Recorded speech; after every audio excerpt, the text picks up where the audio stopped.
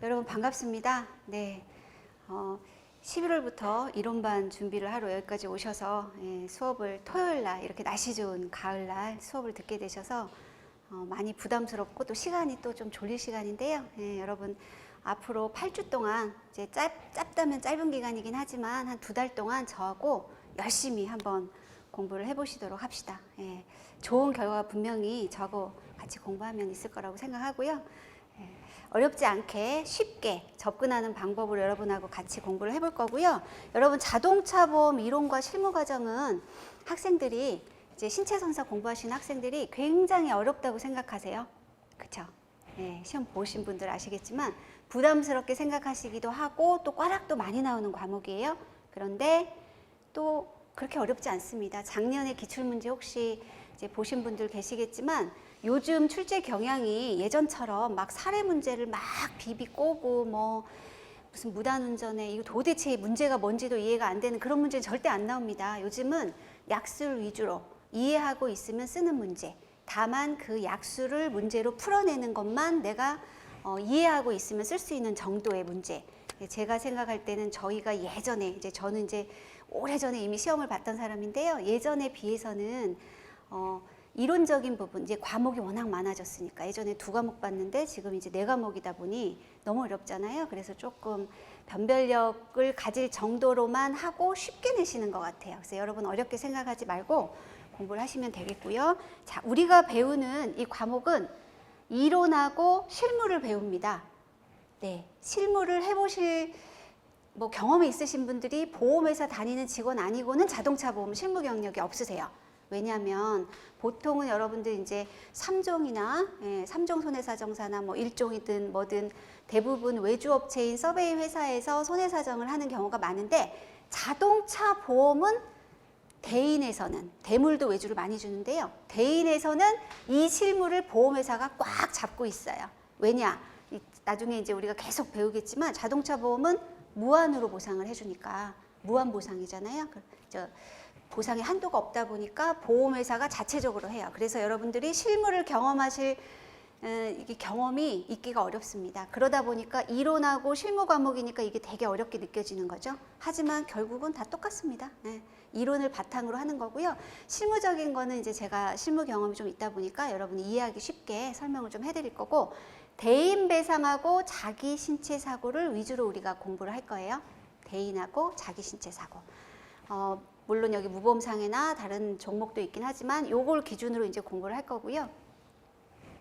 원래 공부를 하려면요.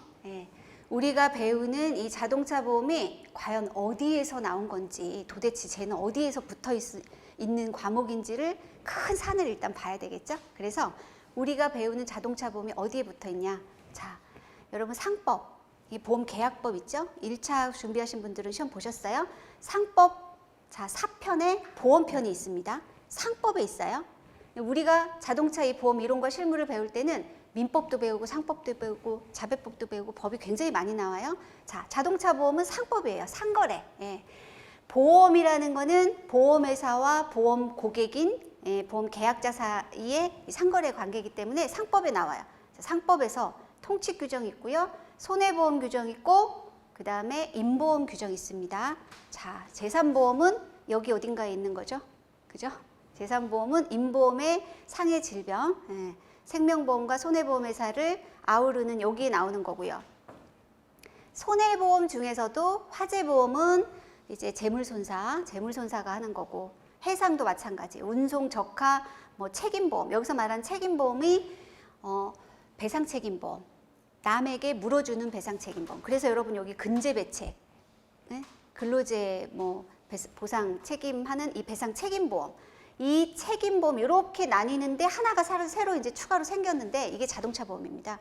그래서 책임보험이 자동차 보험이 책임보험 안에 들어가지만 별도로 빼놨어요. 그만큼 중요하다는 얘기죠. 그리고 이제 보증보험이 있습니다. 그래서 이 손해보험 상품 중에 각 편, 화재편, 운송, 해상, 적하, 책임보험이 있고 자동차 보험은 책임보험이에요. 그죠?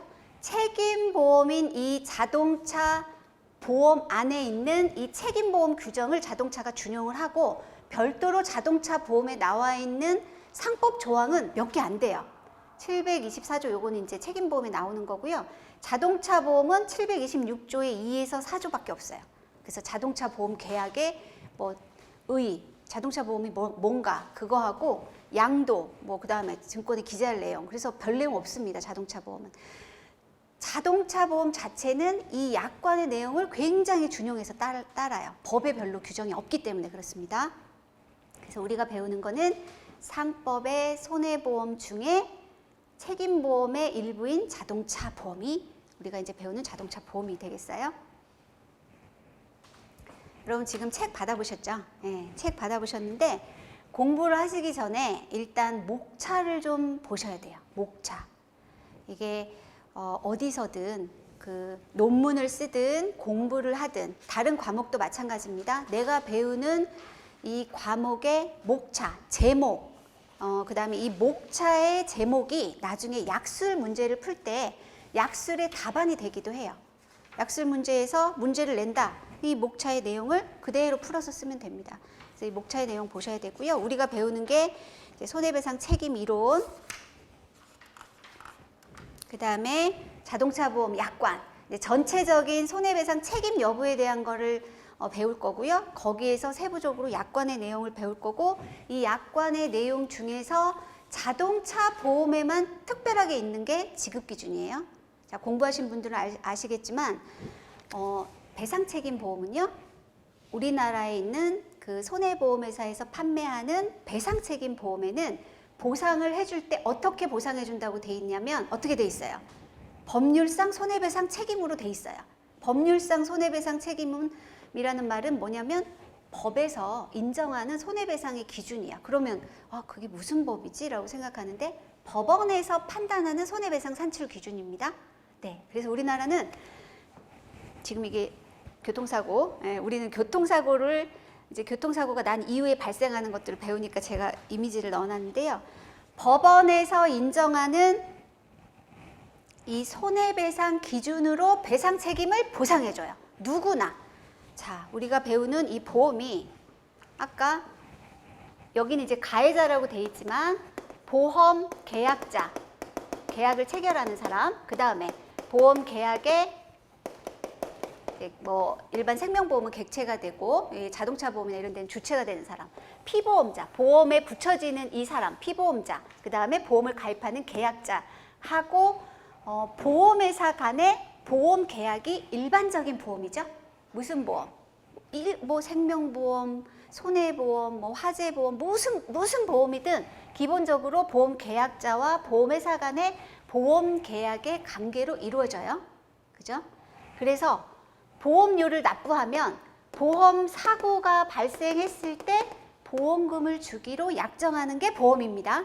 그게 보험인데, 자, 그 보험의 계약의 내용이 보험의 약관이죠.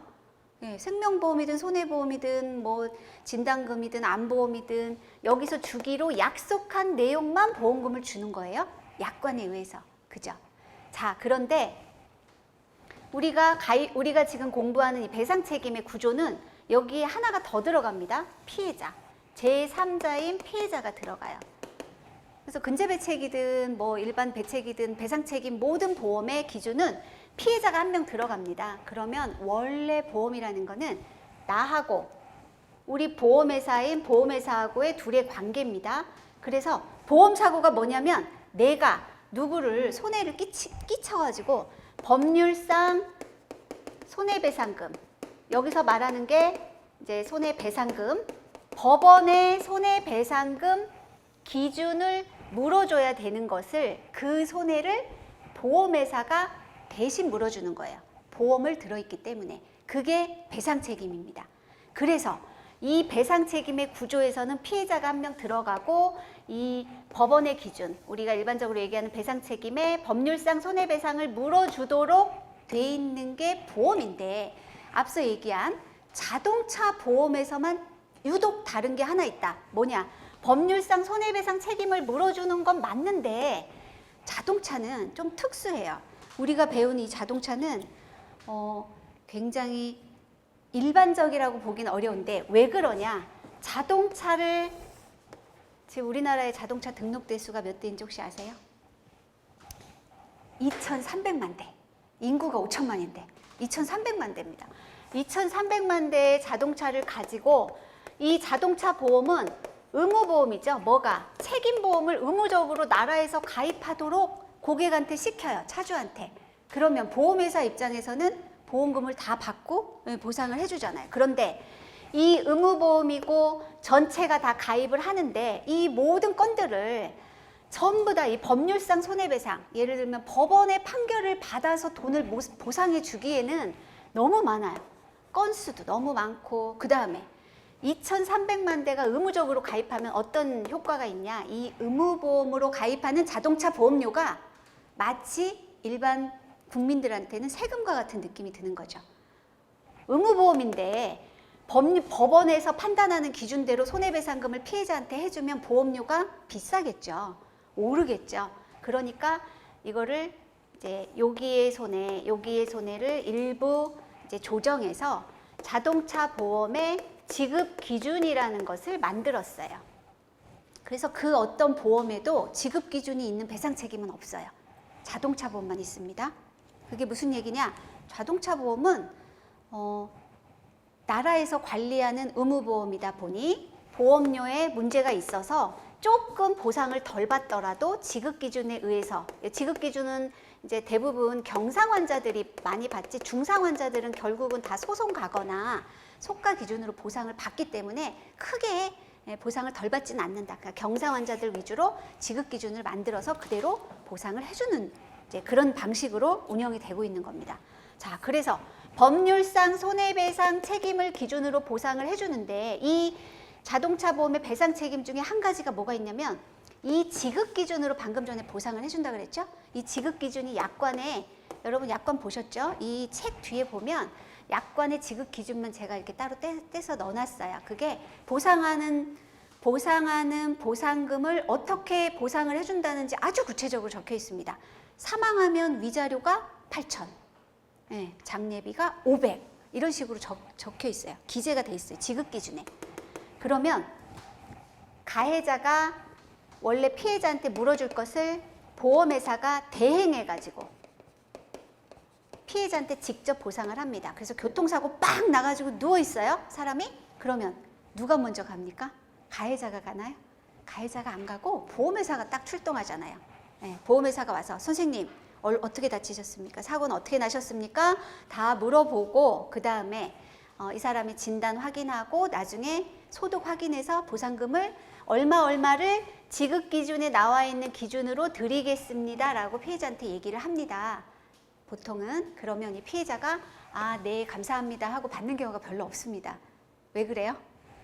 네, 이 지급 기준은 이 둘 간의 관계이거든요. 그러다 보니까 피해자 입장에서는 나는 법률상 손해배상금으로 보상을 받을 수 있는 권리가 있어요. 그래서 보험회사가 제시하는 지급 기준으로 합의를 안 하겠다고 해도 상관없어요.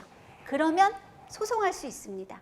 그래서 이 약관의 내용은 이 둘 사이의 관계이기 때문에 피해자를 이렇게 구속하지는 않지만 우리가 또 시험을 준비하는 학생 입장에서요. 이 손해사정사는 보험회사가 보험금을 주는 기준으로 어떻게 보면 이게 제도 자체가 좀 어느 정도 만들어져 있다 보니까 보험회사 기준으로 이 지급 기준으로밖에 시험을 낼 수밖에 없어요.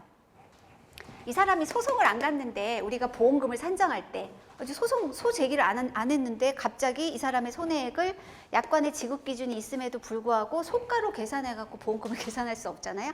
그러다 보니까 시험은 지급 기준으로만 나옵니다. 그래서 제가 이 책에는 지급 기준에 대한 기준을 주로 쓰고 다만 시험의 기출문제에 나왔던 것을 보면 이걸 전혀 모를 수는 없어요. 법원의 기준을 모르고는 이걸 이해할 수 없어요. 왜냐? 법원의 기준을 근거로 이거보다 약간 보상을 낮춰서 주는 게 지급 기준이기 때문에 그렇습니다. 그리고 여러분들은 이거 공부 열심히 하셔야 돼요. 왜? 근제배책에서 다 이걸로 계산하잖아요. 이걸 배우고 이게 기본입니다. 자동차도 똑같아요. 자동차도 근제배책에서 배우는 손해배상 산정 기준하고 똑같아요. 하지만 그냥 별도로 몇 가지는 지급 기준으로 세부적으로 정해놨더라. 그래서 우린 지급 기준을 추가로 공부를 한다. 이렇게 생각하시면 됩니다. 전반적으로 이렇게 딱 이해가 되시죠? 네. 외워야 할 게 이 지급 기준의 내용은 사실 다 외우셔야 되고요. 보험금을 계산하는 문제뿐만 아니라 약술 문제에서도 이 지급 기준에서 소득 기준이라던가 해서 소득을 어떻게 인정하는지 막 이런 것들 다 기출이 여기서 나옵니다. 지급 기준에서 거의 이 약관의 지급 기준에서 거의 50%는 나온다고 보여져요. 그래서 배상 책임이 이러한 모양이고 자동차 보험은 거기에 준해서 지급 기준이라는 것이 별도로 있더라. 그래서 이 지급 기준을 위주로 우리가 공부를 할 것입니다. 네. 그래서 이 지금 목차에 약관의 일반론, 그 다음에 지급 기준, 그 다음에 그 뒤에 이제 손해사정 실무, 약관 이렇게 돼 있어요. 그래서 목차도 한번 쭉 읽어보세요. 우리가 앞으로 8주간 배워야 되는 내용이 무엇인가 배우셔야 되고요. 이제 교재들을 보면 굉장히 양이 많은 교재도 있고 양을 굉장히 줄인 교재도 있어요. 근데 양을 굉장히 줄인 교재는 내가 잘 이해를 못하는 상태에서 그것만 외워서는 나중에 쓸 수가 없어요.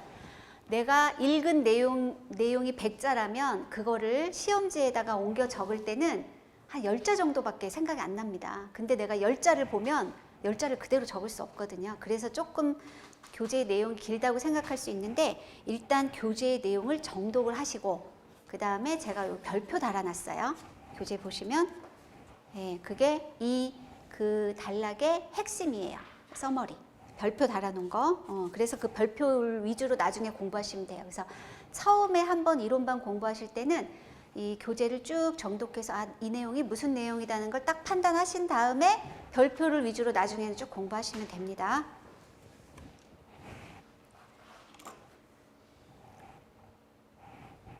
앞으로 배워야 될 내용입니다, 여러분.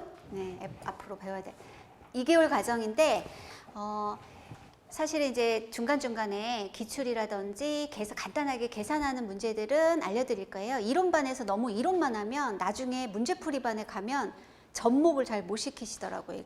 이게 무슨 어디서 나온 내용인지 잘 모르실 수 있어요. 자, 이제 오늘부터는 배상 책임. 우리가 배우는 이 자동차 보험은 아까 제가 교통사고 이 차 사진 보여줬잖아요. 기본적인 전제가 딱 사고가 나야 돼. 사고가 나서 다친 사람이 있든 망가진 차가 있든 해야 되죠. 그런데 우리는 신체니까 차는 필요 없어요. 사람이 다치는 것만 필요합니다. 차대차 사고에 사람이 다치든 아니면 차대인 사고에 사람이 다치든. 자, 손해배상 책임, 자동차 보험 약관, 지급기준 이 형태로 지금 교재의 목차가 돼 있고요. 이 손해배상 책임과 관련한 내용을 이제 말씀드리면 자, 우리 친구들끼리 놀다가 누구랑 시비가 붙어가지고 누구한테 때렸어. 그럼 저 사람에 대해서 나는 뭐 해줘야 돼요? 어떤 책임이 있어요? 때렸으니까 경찰서 가야 되잖아요. 형사적인 책임이 있고 형사적인 책임만 책임지면 끝나는 게 아니에요. 뭐 해야 돼요? 진단서 끊어갖고 청구하면 이 사람 손해배상 해줘야 돼요. 민사적으로. 자, 그러면 이 사람이 고의나 과실, 고의겠죠. 그때는 고의나 과실로 인해 이제 민법상 불법행위 책임이 있을 때 손해를 배상해 주는데 한 대 때린 건 고의예요. 그거에 대한 책임을 져야 돼. 이 자동차는 특징적으로 차를 여기 차 있어요. 차. 이 차를 기본 전제를 딱 어떻게 생각하면 되냐면 2,300만 대에 굴러다니는 이 차를 우리나라에서는 이 차를 바퀴가 달린 흉기로 봅니다. 일단 그렇게 생각하셔요. 바퀴가 달린 흉기로 봐. 그래서 이거를 운전대를 누구든지 잡을 수 있잖아요. 하물며 7살짜리 애도 막 차 몰래 타고 가고 막 운전하는 뉴스에도 나오잖아요. 누구든 탈 수 있어. 90 먹어서 이게 기력도 없으신 분도 운전하다 사고를 낼 수도 있고 아니면 나쁜 마음을 먹고 막 굴러다니면서 사람을 막 칠 수도 있어요. 그러다 보니까 우리나라에서 볼 때 이 자동차는 바퀴가 달린 흉기다. 관리를 잘해야 되겠죠. 이 흉기에 의해서 사고를 당한 사람을 보상하기 위한 법이 굉장히 강력하게 만들어져 있어요. 그게 자동차 손해배상 보장법. 근데 저 같은 경우는 자배법이라고 옛날부터 불렀는데 이게 정확한 약칭은 자동차 손해배상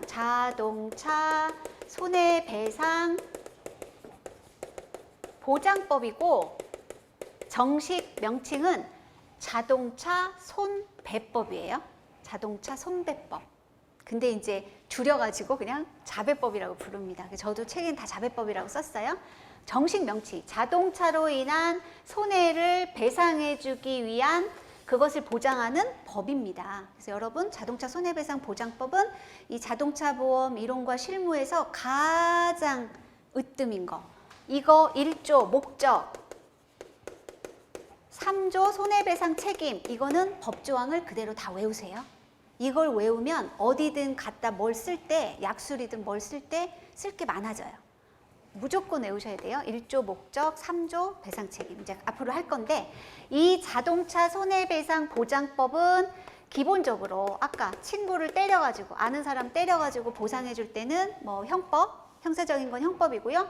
이제 민법에 의해서 보상을 해주고, 자동차인 경우에는 여기에 하나 더 붙어서 자배법이 붙어요. 그래서 사고를 냈을 때 이 사고로 인해서 손해를 물어줘야 되면 물어줘야 되는 책임이 있는지 없는지를 본 다음에 물어줘야 될 거 아니에요.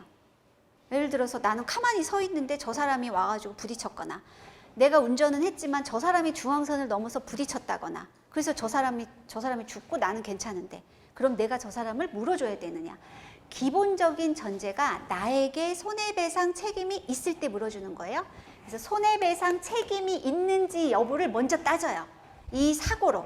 자, 내가 요 차를 운전해가지고 이 사람을 쳤어. 그러면 내가 첫 번째로 물어줘야 되는 책임이 있는지를 따지고, 그건 나의 책임이죠. 운전자나 아니면 이제 자배법인 경우에는 이 차량과 관련된 이 흉기를 소지한 사람. 제가 우스갯소리로 흉기 소지자라고 하지만 차주, 차량의 보유자. 차량의 보유자는 흉기 소지자죠. 그죠? 예. 자, 흉기를 가지고 있는 사람. 이 흉기를 막 이렇게 휘두른 사람. 뭐 운행자, 아니면 뭐 절취자, 무단자, 뭐 운전자, 모든 사람들이 이 사람한테 손해를 물어줘야 될 책임이 일단 있다라고 시작이 되면 그 다음에 여기서 가입한 보험에 의해서 보험 처리가 되는지 여부를 따지는 거죠. 보상 책임 여부. 그래서 보험회사에서는요, 여기 손해배상 책임이 있으면 다 해주는 게 아니죠. 왜? 이 계약이잖아요. 아까 계약. 계약자와 보험회사 간의 보험 계약이기 때문에 여기서 약속한 약관의 내용에 부합했을 때만 보상을 해주는 거잖아요. 그래서 이 여부를 따지는 것이 자동차 보험 약관의 보상 책임을 또 따져요. 그죠? 자, 그래서 보상해주고 손해배상 책임이 있고 1번 있고 2번 있어. 자, 그러면 이 사람의 손해액이 얼마인지를 산출하는 것이 지급 기준이다. 이 과정을 통틀어서 배우는 게 우리가 이제 자동차 보험 이론입니다. 이거를 자, 오늘은 개요, 그 다음에 이 법령인 자배법에서의 정의, 용어 정의. 여기서 나오는 용어가 기초가 되는 거죠. 보상을 할 때. 예. 그 다음에 그 다음 주는 이제 손해배상 책임. 이게 3조. 이게 사실은 예전에부터 굉장히 어렵게 되는 사례 문제의 기본 핵심이 되는 거예요. 근데 요즘은 저걸 공부할 필요가 있을까 싶을 정도로 요즘은 문제가 이런 게 안 나오긴 하는데, 그렇다가 이제 공부 안 했다가는 이제 허를 찔리죠. 이거 반드시 공부를 하긴 해야 됩니다. 그 다음에 민법. 민법은 기본적으로 자배법에 나와 있지 않는 건 민법이 중요하고, 일반적인 손해배상의 산출은 다 민법을 기준으로 합니다. 그래서 민법에 대해서는 살짝 배울 거예요. 네, 우리 근제배책 들으시는지 모르겠지만 근제배책에서 아주 확실히 배우실 거기 때문에 자동차에서는 자배법을 중요하게 하고, 여기는 살짝, 그 다음에 이제 소멸과 대해서 배우고, 세 번째는 손해배상 액을 산정하는 거, 여기, 그 다음에 약관에 대한 기본적인 거, 여기 보상책임. 보상책임, 보상하지 않는 책임이 이 약관의 이 보상책임 여부를 판단하는 가장 기준이 되는 거잖아요. 이것도 다 외우셔야 되는 내용입니다. 그래서 처음 공부하시는 우리 수험생은 약관 있죠? 자동차 보험 약관. 혹시 요즘은 약관을 책으로 잘 주지는 않아요. 예, 비용 절감 차원에서. 그런데 보험회사 홈페이지에 공시실에 가시면, 공시실 가면 보험 상품 공시가 있어요. 보험 상품 공시에 가면 보험 상품 목록이 나오고, 거기에 자동차 보험이 각 회사별로 다 있어요. 자, 이 자동차 보험은 의무보험이기 때문에 책임보험은 금융감독원의 보험업 감독 규정에서 책임보험은 다 똑같이 표준 약관을 줘요. 배포해요. 표준 약관 그대로 만듭니다. 그런데 그 외에 담보 있잖아요. 자동차 상해라던가 뭐 아니면 자기 신체라던가 이런 것들은 회사마다 약관의 내용이 조금씩 다릅니다. 그래서 우리가 사례 문제 같은 거 풀거나 할 때 아니 여기 회사는 이렇게 돼 있는데 저기 회사는 저렇게 돼 있어 해갖고 서로 의견이 다르거나 해석을 달리하는 경우도 있어요. 다 정답은 없습니다. 그래서 우리는 시험에 맞게만 공부하면 돼요. 시험에 나왔을 때 어떻게 쓰는지만 공부하면 됩니다. 그 다음에 면책, 그 다음에 직접 청구권, 보통약관, 뭐 특별약관, 지급기준, 자, 그 다음에 보상실무 이렇게 8주간 할 거고요. 제가 교재가 한 300페이지가 조금 안 됩니다. 286페이지 정도 돼요. 네, 좋죠. 길지 않으니까. 네. 일주일에 30한 6, 7페이지씩만 여러분 정독해서 읽으시면 8주간의 이론 과정 다 끝납니다. 이거랑 같이 이해하시면서 들으시면 돼요. 그래서 뭐 예습을 하실 거면 미리 한 36페이지 정도 공부하고 오세요. 자, 이제 시험을 공부하기 전에 와, 이게 자동차 보험을 뭘 공부해야 될지 몰라. 어떻게 보면 양이 너무너무 많고요. 어떻게 보면 맨날 나오는 게 똑같이 나옵니다. 그래서 요런 것들 이렇게 눈에 익도록 한번 쭉 읽어보세요. 무단운전, 절취운전, 렌트카, 양도양수, 취급업자, 타인성, 뭐 운전 특약, 피보험자. 요 피보험자 굉장히 중요하고 무면허는 여러분 약관이 요새 계속 많이 바뀌고 있죠. 무면허는 면책이 작년에 없어졌어요. 무면허여도 보상을 해줍니다. 예, 원래 안 해줬었는데 해주는 걸로 바뀌었어요. 그 다음에 자 무보험 자동차 상해 요 내용들 쭉 눈에 익도록 자꾸 많이 보셔야 돼요. 이런 게 나오면 아 이게 거의 기출문제에 다 나오는 것들이 이런 것들이구나 아시고 넘어가시면 돼요. 자 이제 교재 첫 페이지부터 시작을 한번 해볼게요.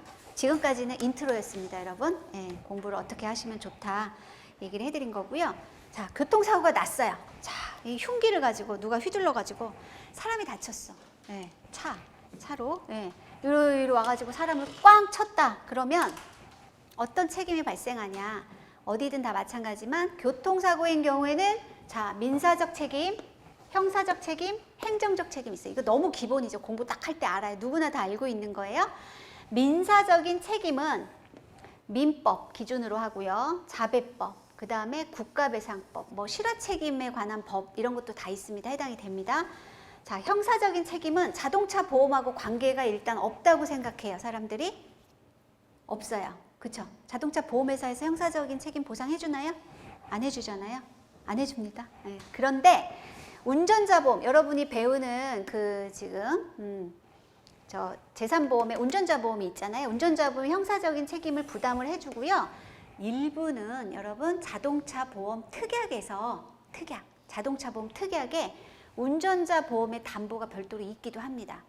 그거 모르셨죠? 네, 대부분 잘 모르시더라고요. 자동차 보험 뒤에 특약에 내가 법률 비용, 지원 비용이라던가 형사합의금을 보상해주는 담보가 있어요. 네. 근데 형사적인 책임은 사실은 우리가 배우는 이 자동차 종합보험하고 관계는 없습니다. 하지만 전혀 없다고 보면 안 돼요. 작년 기출문제, 작년 아니죠? 올해죠. 올해네요. 올해 8월에 나왔던 기출문제에 형사합의금으로 일부를 받았다.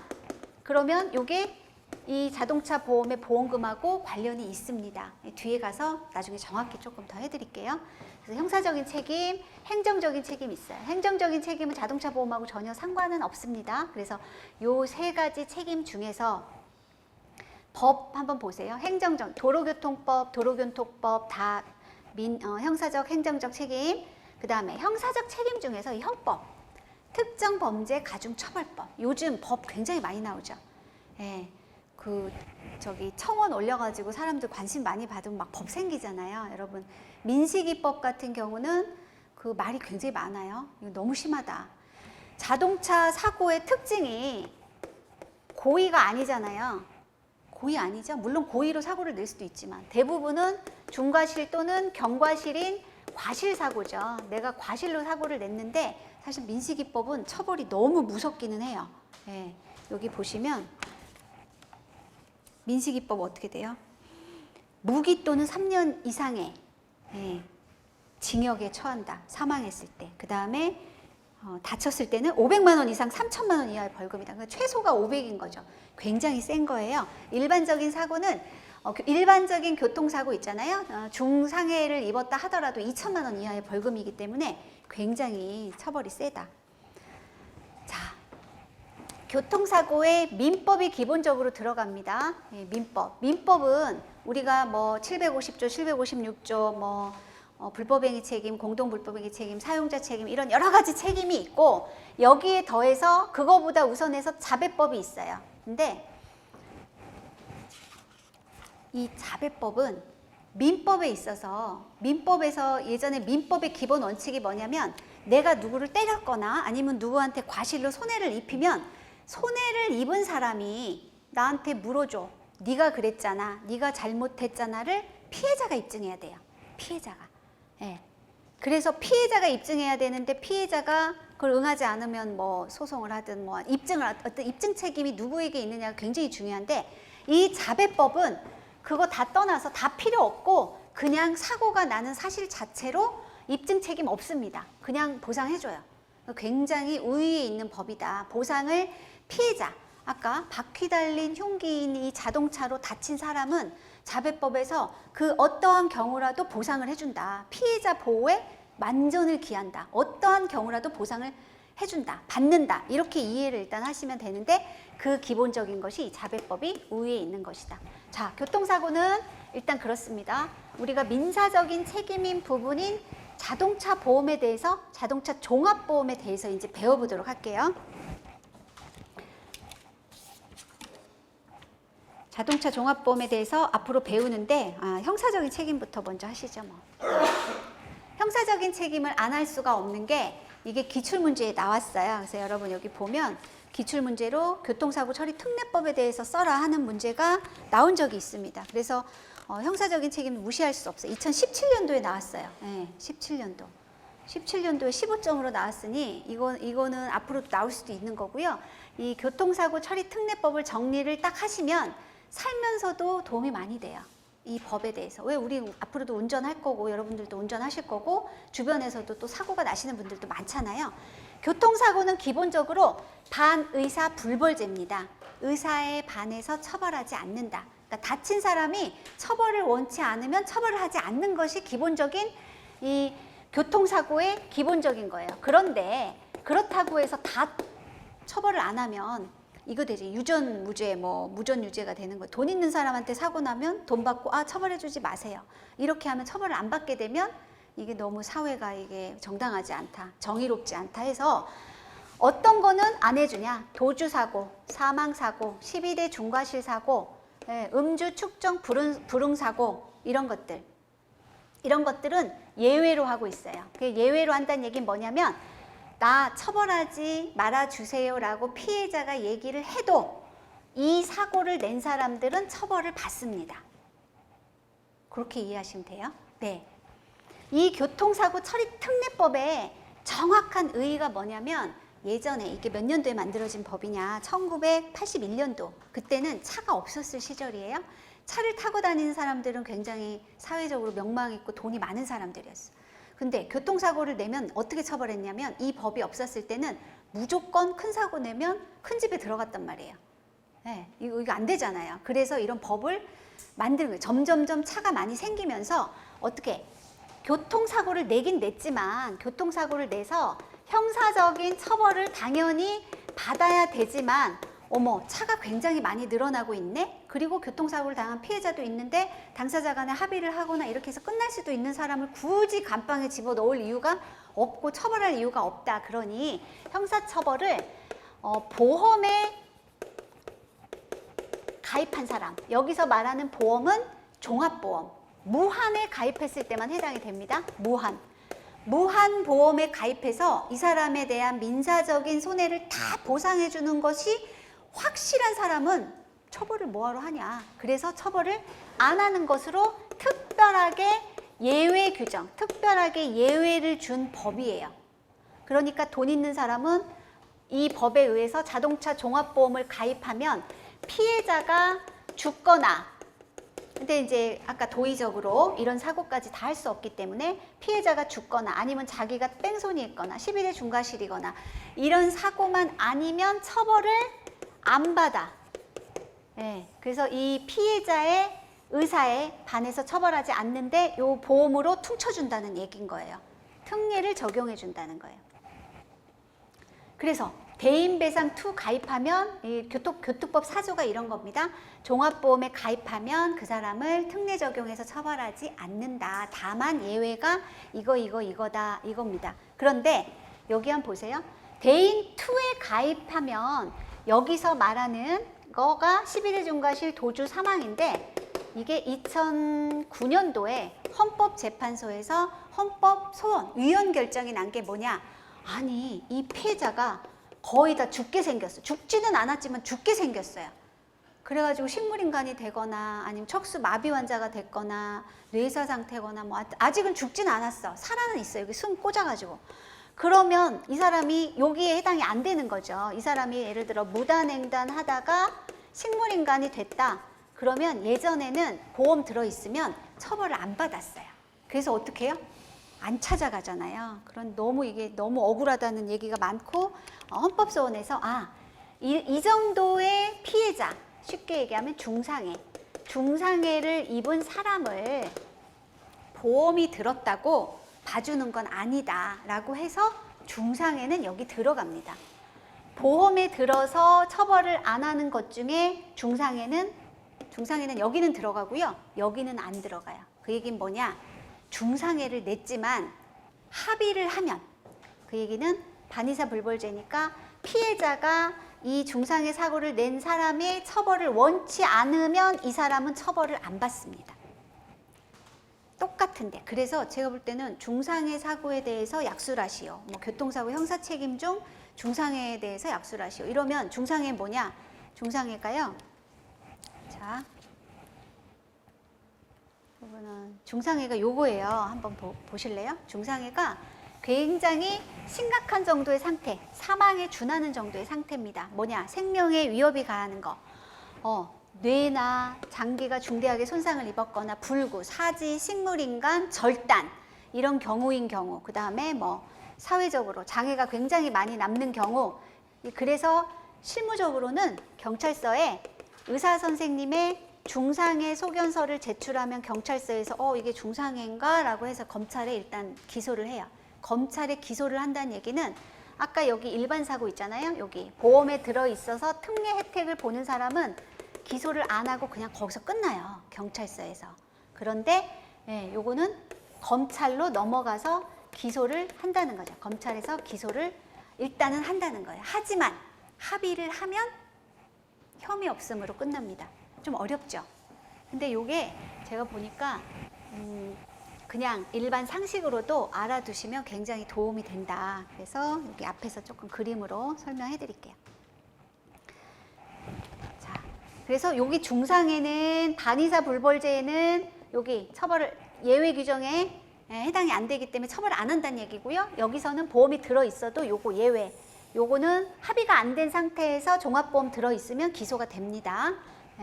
특례 예외는 도주, 사망, 12대 중과실. 여기 음주, 축정, 불응이 들어가 있어요. 보통은 이거는 잘 사람들이 모르시는데 음주, 축정, 불응해서 막 이렇게 깡짜 놓고 막 축정 안 하고 도망가고 막 이렇게 하잖아요.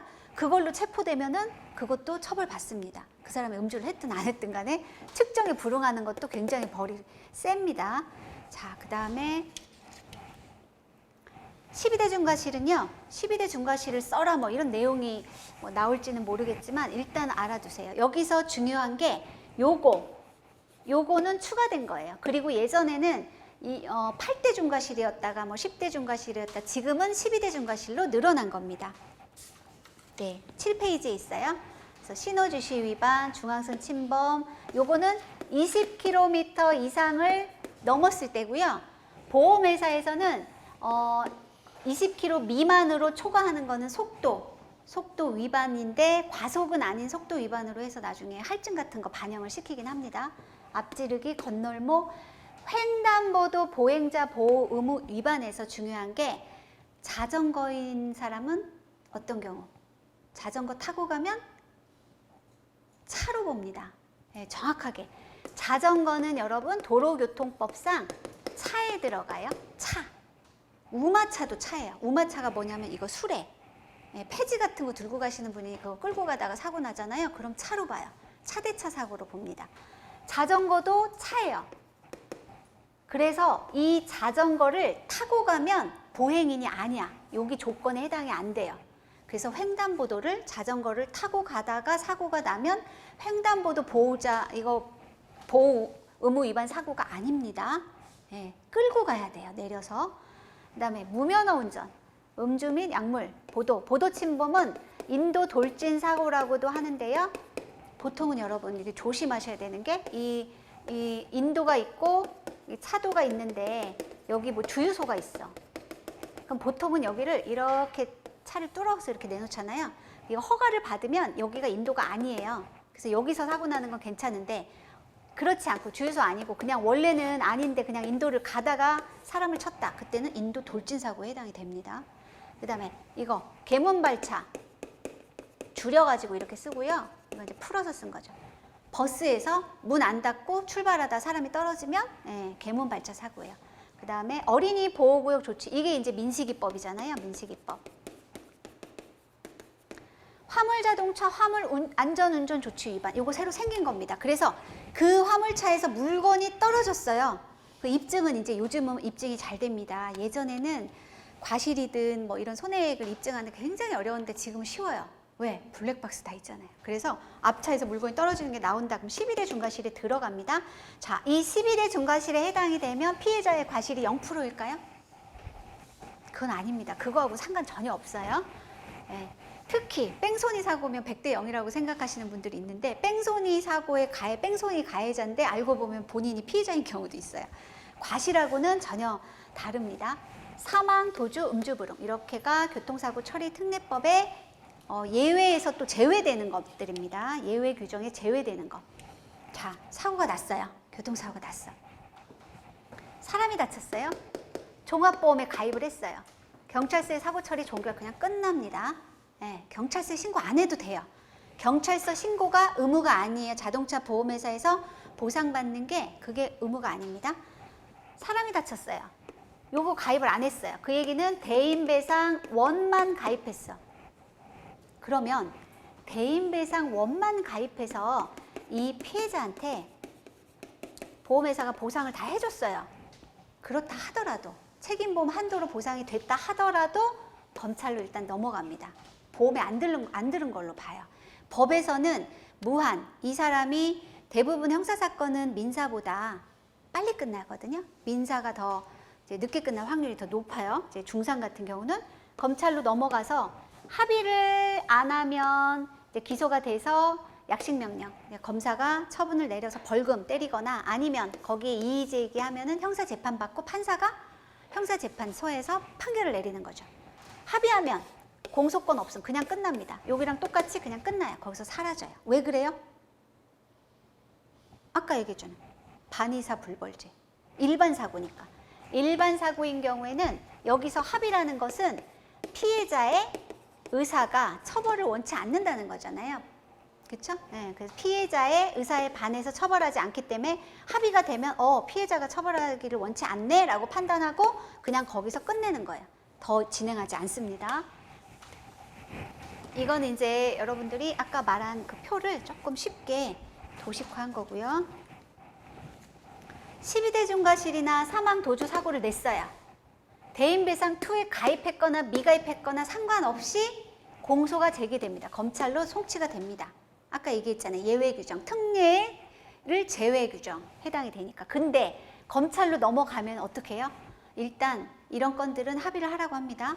합의를 하면 반의사 불벌죄 적용됩니까? 아까 예외 규정이었잖아요. 안 돼요. 처벌 받습니다. 합의를 해도 똑같이 처벌을 받아요.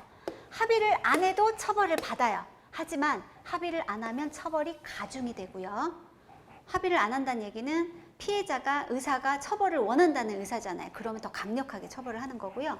합의를 하면 그래도 처벌하기를 원치를 않네. 하지만 처벌을 하도록 돼 있기 때문에 양형의 참작. 그래서 100만 원 벌금 나올 거 50만 원 때린다든지 이런 식으로 처벌하는 겁니다.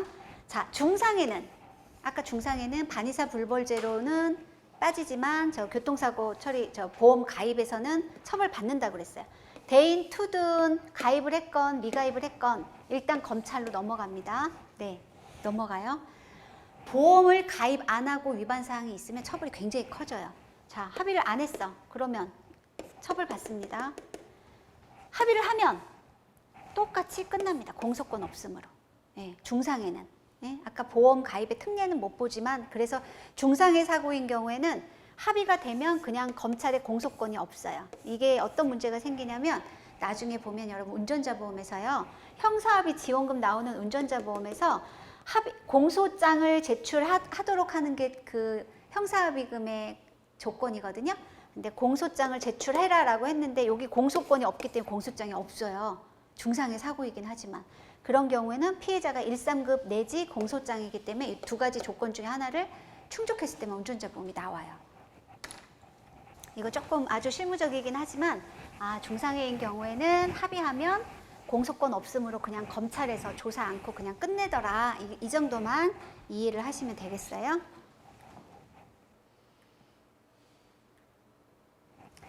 자, 그럼 이제 형사합의. 아까 제가 피해자의 의사에 반의사 불벌죄라고 했잖아요. 그 의사를 표현하는 방법이 형사합의입니다.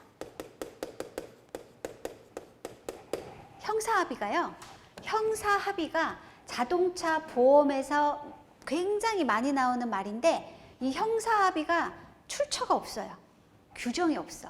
뭐 형사합의를 하라든가 뭐 이런 게 없어요. 그냥 우리가 보면 관행적으로 처벌을 원치 않아. 피해자가 의사를 표현하는데 내가 당신 가해자 너가 처벌을 받는 걸 내가 원치 않아요 라고 꽁으로 해줄 사람이 세상엔 하나도 없잖아요. 꽁으로 사고를 내서 내가 다쳤어. 다리가 절단됐는데 저 사람이 처벌받지 않기를 그냥 정말 그건 성모마리아도 그렇게 못할 거 아니에요? 그래서 그걸 표현하는 방법이 금전으로 돈을 주는 것으로 관행적으로 형사합의를 합니다. 그런데 이 형사합의가 아까 얘기한 것처럼 어딘가 근거가 있는 게 아니다 보니까 이 형사합의를 어떻게 판단하냐면 민사합의금의 일부로 봐요. 법원에서는 아까 손해배상, 우리 법률상 손해배상을 산정하는 기준에서는 민사합의의 일부로 봐. 그러다 보니까 어떻게 해요? 나중에 공제를 합니다. 보험회사가 보상해 줄 때. 자, 법적 규정 없습니다. 강제 아닙니다. 하든 말든. 그래서 사고를 낸 가해자가 배째라 뭐 이렇게 하면 한 푼도 못 받을 수 있어요. 피해자 입장에서는. 양형에 참작하는 사유가 됩니다. 아까 12대 중과실 사망 도중대 형사합의 하면 양형 참작이 됩니다. 못 받아요. 그래서 뭐 예를 들면 뭐 돈이 굉장히 많거나 유명 연예인이 사고를 내면 막 형사합의금을 막 10억씩 주고 합의를 할 수도 있고 정말 아무것도 없는 사람한테 사고를 당하면 한 푼도 못 받을 수도 있는 거죠. 이거는 뭐 복불복인 거예요. 자, 여기서 나오는 게 이제 채권양도통지서예요. 이게 이번에 기출문제에 나왔어요. 그래서 채권양도통지서라는 걸 한 번도 들어본 적이 없는 사람은 이게 뭔 내용인가 이렇게 생각하실 수 있어요. 자, 설명을 좀 해드릴게요. 금방 전제가 이거예요. 형사합의금은 민사합의금의 일부로 봐요. 법원에서는. 자, 그래서 보험회사가 있고 가해자가 있어요. 피해자가 있습니다. 여러분 이거는 상식이 고급 상식. 그 주변에 우리 살면서도 요거 알아두면 굉장히 도움이 많이 되는 상식이에요. 보험회사가 사고를 내면 피해자한테 보상을 해줘요. 자, 근데 이 사람이 지금 12대 중과실을 위반해가지고 형사합의를 봐야 돼. 급해요. 막 자기가 막 구속될 수도 있을 것 같아. 막 위반이 2개나 되고. 그래서 1,000만 원을 주고 합의를 하자 그랬어요. 그랬더니 피해자가 그래 해주지 뭐 하고 1,000만 원 받고 합의서를 썼습니다. 합의서를 썼어. 자, 그러면 이 1,000만 원에 어디서 나온 거냐? 가해자가 피해자한테 준 거지만 보험회사가 나중에 피해자한테 손해배상금을 줄 때는요. 예를 들어 이 사람의 손해액이 1억이에요. 그러면 1억을 주면 되는데 민사 합의금의 일부인 1,000만 원을 받았네? 라고 판단을 딱 하는 거예요. 보험회사가. 그럼 어떻게 해요? 1,000만 원을 빼고 9천만 원만 줍니다. 이 사람 입장에서는 이거 되게 억울하죠. 그리고 보험회사는 원래 1억 줬어야 되는데 9천 준 거죠. 이 사람은 자기가 이렇게 해석했다고 하면 자기가 안 줘도 되는 돈을 준 거잖아요. 그래서 결국은 어떻게 할 수 있냐면 이 가해자가 보험회사가 줄 1,000만 원을 자기가 대신 줬기 때문에 이 사람이 보험회사한테 보험금 청구, 우리가 원래 보험 계약에 의해서 보험금 청구를 해요. 그럼 보험회사가 네 하고 1,000만 원을 다시 줘야 되는 거예요. 당연히. 그러면 피해자만 억울하잖아요. 피해자만. 나는 이 사람은 형사처벌 안 받기 위해서 합의해줬는데 그걸 민사합의금으로 봐서 다 공제하면 억울하잖아요. 자기의 손해액은 여기 9천, 여기 1,000이 맞긴 하지만 형사 합의를 해준 거에 비하면 억울하죠. 그래서 이 사람이 이 사람한테 1,000만 원을 줄 때 뭘 받냐면 합의서를 받습니다. 처벌을 원치 않는다는 합의서. 그러면 이 피해자가 가해자한테 채권 양도 통지서를 요구해요. 여기서 말하는 채권은 가해자가 보험회사에 보험금을 청구할 수 있는 보험금 청구 채권을 피해자에게 양도한다는 얘기예요. 보험금을 청구할 수 있는 채권을 피해자에게 양도하는 서류를 받아요. 그럼 피해자가 이 사람이 청구할 수 있는 1,000만 원에 대한 권리를 피해자가 대신 받았잖아요. 그러면 어떻게 해요? 보험회사가 대부분 형사합의하고 나중에 민사하니까 보험회사가 당신 1,000만 원 받아서 내가 9천만 원만 줄게요 라고 하면 무슨 소리냐, 너 가해자한테 줄 1,000만 원 내가 양도 받았어 라고 하면 보험회사가 네 그러고 다시 그냥 1억을 주는 거죠. 이게 채권 양도 통지서예요. 그러면 이 채권 양도 통지서를 일단 받았다 그러면 공제를 하면 안 되는 거죠. 보험회사가 공제를 할 수 없어요. 여기서 청구할 수 있는 청구 채권을 피해자에게 양도했기 때문에. 그래서 언제 받냐? 가해자하고 피해자하고 형사적인 합의를 서로 할 때 서로 합의서 써주고 채권양도 통지서 받고 이렇게 서로 교환하고 그 다음에 이 채권양도 통지서를 보험회사에다가 통지를 합니다. 채권양도서를 통지. 그래서 이름이 채권양도 통지서가 되는 거예요. 이거는 어떤 때만 필요하냐? 딱 봐도 이 사람이 가해자가 피해자한테 보상을 해주는 보험인 경우, 그래서 대인 배상에서만 필요합니다. 그렇겠죠? 여기서 보면 무보험상해나 정보보장사업, 무보험상해는 피해자가 이 사람이 보험을 안 들어갖고 내 보험으로 처리하잖아요. 그러니까 채권이라는 게 있을 수 없어. 그냥 내가 우리 보험회사에 보험금 받기 때문에. 그래서 채권 양도 통지서는 대인 배상에서만 필요하더라. 이 정도만 이해를 하시면 돼요. 어렵지 않죠? 네. 아주 좋은 정보고요. 실제로 실생활에서도 굉장히 많이 활용되고 있어요. 그래서 중상이나 사망사고. 근데 여기서 전제는 이제 실무적으로는 약관 기준일 때는 별로 의미가 없고요. 소송을 가거나 아니면 소송 가기, 소송 전에 합의하는 경우에 해당이 많이 돼서 실무적으로는 중상이나 사망인 경우에만 해당되고요. 약관으로 아까 이제 경상 환자들은 약관으로 합의 본다 그랬잖아요. 왜? 경상 환자들 소송하기 어렵잖아요. 그래서 이런 거는 별로 의미 없고요. 요 정도에서 필요한 서류더라. 그래서 누가 사망이나 중상 피해자가 있다, 형사합의 한다 그러면 채권양도 통지서도 같이 받아 라고 얘기를 해주시면 손해사정사 공부한 보람이 있다 이렇게 생각하시면 되겠어요. 자, 좀 쉬겠습니다. 10분 쉬고 이어서 할게요.